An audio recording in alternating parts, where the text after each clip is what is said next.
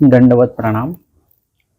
आज आपण जो विषय घेणार आहोत तो गुढीपाडवा या सणासंदर्भातला हा विषय आहे.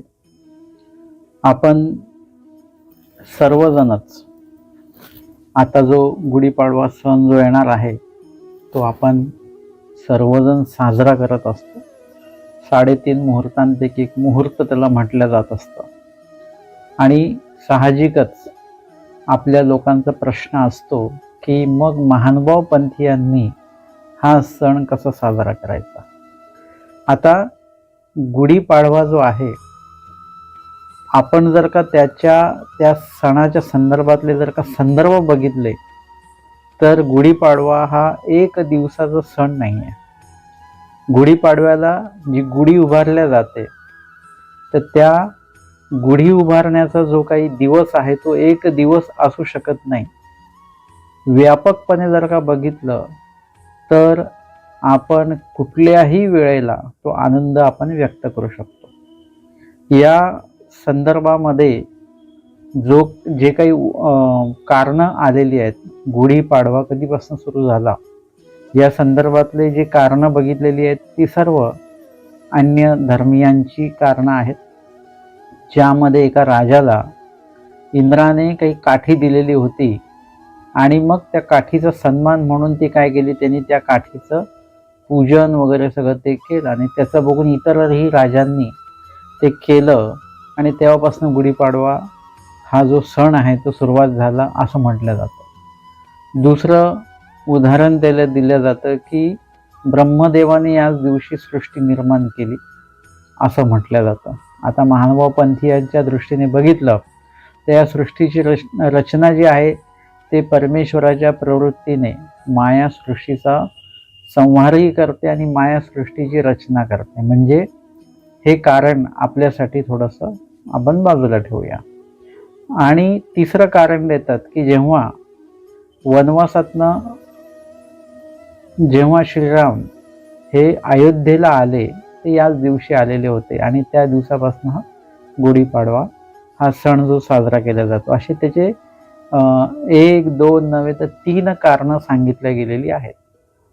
याचा अर्थ की अयोध्येला जेव्हा राम आले त्यावेळी त्या गुढ्या उभारल्या गेल्या, म्हणजे ते गुढी उभारण्यामागचा जो काही भाग आहे तो कुठल्याही विधीशी संबंधित नाही आहे, तो त्या आनंदाशी संबंधित आहे. हे लक्षात घ्या पाहिजे.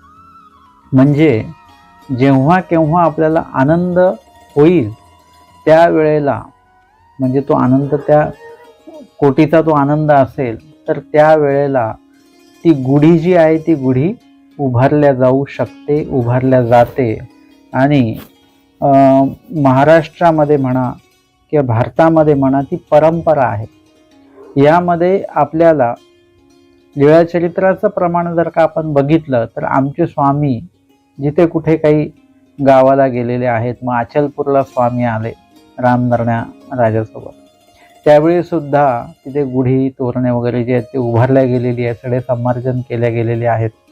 म्हणजे आपला जो राजा आहे तो काहीतरी यश प्राप्त करून आला तर त्या संपूर्ण गावाला, त्या राज्याला तो आनंद व्हायचा आणि त्या आनंदाच्या निमित्ताने ती गुढी उभारल्या जायची. गुढी उभारणं हा आनंदाचं एक प्रतीक आहे, तो कुठल्याही विधीशी संबंधित नाही आहे. त्या गुढीचं जेव्हा तुम्ही पूजन करता, हे लक्षात घ्या, महानुभाव पंथामध्ये विशेषाचं पूजन, स्थानाचं पूजन आणि साधूचं पूजन हे 3च पूजन आहेत.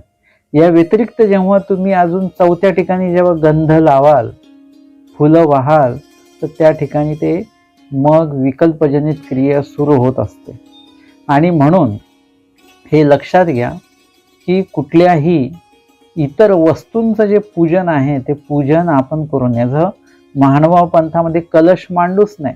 एखाद्या कार्यासाठी तुम्ही कलश मांडता, कलश मांडूच नाही आणि एखाद्या मांडला जरी तर त्याला गंध वगैरे लावू नका, त्याला फुलं वाहू नका, नाही तर विकल्पजनित त्या ठिकाणी क्रिया सुरू होऊन जाईल. देवता त्या ठिकाणचा त्या पूजनाचा अभिमान घेईल. हे स्वामींनी वचनामध्ये सांगितलेलं आहे, पाला पाणी आता अभिमानात. म्हणून हे लक्षात घ्या की गुढीचं पूजन नाही करायचं आम्हाला. तुम्हाला आनंद व्यक्त करायचा असेल तो फक्त गुढीपाडव्याच्या दिवशीच तो आनंद व्यक्त करायचा आहे, हे आधी डोक्यातनं काढून टाका. जर लीळाचरित्रामध्ये तुम्ही बघितले तर गुढीपाडव्याला गुढी उभारलेली असा संदर्भ लीळाचरित्रामध्ये नाही.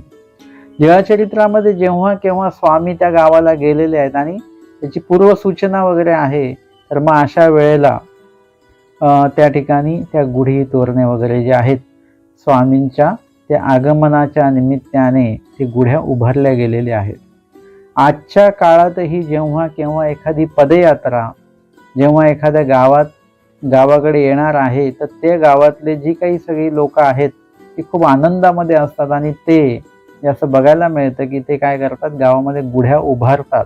गुढीपाडवा नाही आहे त्या दिवशी, परंतु आमचे काही ईश्वराचे जे साधक आहेत, साधू आहेत, अधिकरण आहेत, वासनिक आहेत, ते आज आपल्या गावाला येणार आहेत. तो आनंद त्यांना आहे. परमेश्वर तर आता नाहीत, ते आपल्याकडे येतील आणि आपण त्यांचं स्वागत करू. हा योग आत्ता नाही आहे, पण तो योग पुढे प्राप्त व्हावा यासाठी ईश्वर साधनाचं आधी जे काही प्रतिकारणता आहे ती वाढली पाहिजे आणि म्हणून आपण ईश्वर साधक आल्याचा आनंद जो आहे तो व्यक्त करत असतो. तो व्यक्त करण्याचे विविध माध्यम आहेत. कोणी गोडधोड काहीतरी बनवेल, कोणी काहीतरी चौक रंगमाळिका भरतील, कोणी पाय धुतील वगैरे वगैरे वेगवेगळे त्यासाठी ते माध्यम आहेत. तशाच प्रकारचं माध्यम म्हणजे गुढी आहे. गुढी म्हणजे काही विधी नाही आणि तो उभंच केलं पाहिजे असंही नाही आहे. तुम्ही ती जर का तुम्हाला गुढी उभारायची असेल, हे पण लक्षात घ्या, परत मी काय सांगतो की ती गुढी पाडव्यालाच उभारली गेली पाहिजे असं सुद्धा काही नाही. आम्हाला जर का गुढी उभारायचीच आहे, आनंद व्यक्त करायचाच आहे. आता आनंद आपण विविध पद्धतीने व्यक्त करत असतो.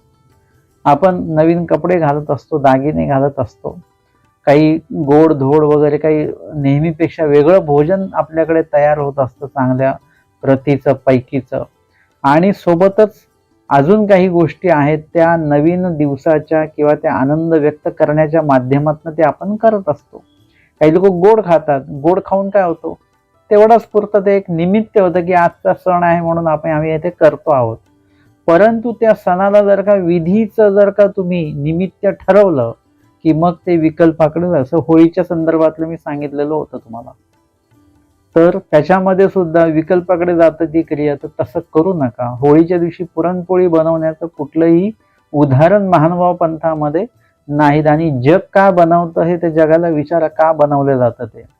म्हणून कुठल्याही प्रकारे कर्म धर्म विधी विखो कर्मराटीचे त्यागायला देवानी सांगितले. म्हणजे तिथले विधी सुद्धा तिथेच ठेवा, ते इकडे आणू नका महानुभाव पंथामध्ये. महानुभाव पंथाचे स्वतंत्र विधी आहेत. म्हणून जर का तुम्हाला आनंदच व्यक्त करायचा असेल तर आम्हाला आनंद व्यक्त करण्यासाठी 5 अवतार दिन आहेत. 5 अवतार दिन म्हणजे वर्षाकाठी तुम्ही जर का एकच गुढी उभारत असाल गुढीपाडव्याला, तर तुम्ही वर्षभरामध्ये 5 गुढ्या उभारू शकता, 5ही अवतार दिनाला. ते सुद्धा विधी नाही, फक्त तुम्हाला आनंद व्यक्त करण्याचं एक माध्यम. नवीन कपडे घातले तशी ती गुढी तुम्ही उभी करा आणि म्हणून त्या ठिकाणी ती गुढी तुम्ही उभारू शकता. आता हे कोमळ दशेतलं किंवा प्रथम काळातला हा विधी समजा तुम्ही केला, परंतु जर का तुम्ही अजून थोडं पुढे सरकलात, अजून ज्ञान अर्जन तुम्ही केलं, तुम्हाला 2 शब्द अजून माहिती पडले, तर काय होईल, त्यामधनं तुमच्या लक्षात येईल की अवतार दिनाला सुद्धा आम्हाला आनंद कसा मिळवता येईल. गोडधोड पदार्थ आम्हाला लोक सांगतात, देवाचा आपला अवतार दिन आहे, त्या निमित्ताने आम्ही बनवतो, त्या आनंदात आम्ही बनवतोय. परंतु नवीन कपडे घालण्याचा आनंद असेल, दागिने घालण्याचा आनंद असेल, गोडधोड बनवण्याचा आनंद असेल, प्रसाद म्हणून तो खाण्याचा आनंद असेल, हा सर्व आनंद जो आहे तो नाशिवंत आनंद आहे. भौतिक पदार्थातला तो आनंद आहे आणि तो नाशवंत ठरणार आहे किंवा तो पुढे त्रासदायक ठरणार आहे. तुम्ही एकदम त्या भावनिक होऊन ते गोड खाल्लं आणि एखाद्या शुगरच्या माणसाला त्रास झाला तर म्हणजे ते पदार्थ मग त्रासदायक ठरू. तेलकट खाल्लं ऍसिडिटी होऊ शकते. मग आता आम्हाला काय करायचंय, आम्हाला थोडं 2 शब्द ज्ञानाचे जर का कळाले तर मग लक्षात येईल की आम्हाला नाशिवंत पदार्थातनं नाशिवंत आनंद आम्हाला घ्यायचा नाही. लीळा आहे दिवाळीची. म्हणजे ते गावातली जी काही सर्व मंडळी आलेली आहेत ती चांगले कपडे वगैरे नटून सजून आलेले आहेत. आणि आमच्या स्वामींचे निज किंकर भक्त मंडळी जे आहेत त्यांना ना सुगंधित उठण्याने आंघोळ आहे, ना काही नवीन कपडे आहेत, ना डोक्याला त्यांनी काही तेल लावलेलं आहे वगैरे, असं काही नाही आहे. परंतु आमच्या स्वामींनी त्यांच्याकडे कृपादृष्टीने अवलोकन केलं आणि मग त्यांच्या चेहऱ्यावर जी प्रसन्नता आलेली आहे सर्वांच्या, तर गावातली लोक त्यांच्याकडे बघायला लागले. आपले सर्वांचे चेहरे कसे दिसतात आपण एवढं सगळं नटून सजून आलो तरी, आणि हे यांनी काही स्नान वगैरे काही नाही तरी ह्यांच्या चेहऱ्यावर किती आनंद आहे. आम्हाला तो आनंद घ्यायचा आहे. कशातनं? नाशिवंत पदार्थातला आणि नाशिवंत आनंद आम्हाला नको पाहिजे. आम्हाला शाश्वत गोष्टीतनं, शाश्वत विधीतनं शाश्वत आनंद आम्हाला प्राप्त झाला पाहिजे.